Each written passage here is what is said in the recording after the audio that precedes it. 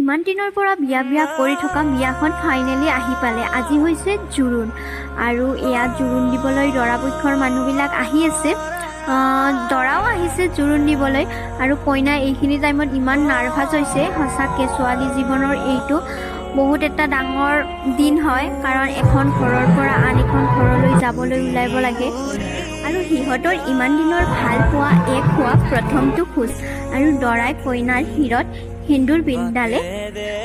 এনেকৈয়ে কাৰ্যসূচীখিনি গোটেই হৈ গ'ল। তাৰপিছত খাবলৈ দিয়া হ'ল সকলোকে। মই এনেই অকণমান ৰেকৰ্ড কৰিলোঁ আৰু এয়া দৰাই অনা মিঠাই সকলোকে ভগাই দিলে। তাৰপিছত ৰাতি আকৌ আহিলোঁ, কাৰণ ৰাতিৰ ভাত সাজ ইয়াতে হ'ব, কাৰণ দৰাই অনা মাছেৰে এসাঁজ সকলোকে খোৱা হয় আৰু ভাত চাত খাই খোৱাৰ পাছত অকণমান ফূৰ্তি কৰা হ'ব। দাদাহঁতে ঢোল চোল আনিছে আৰু আজি জোৰোণৰ দিনাখন এনেকৈয়ে গ'ল আৰু বিয়াৰ ভিডিঅ'বিলাক দেখিব। তেতিয়াহ'লে আজিলৈ ইমানখিনিয়ে।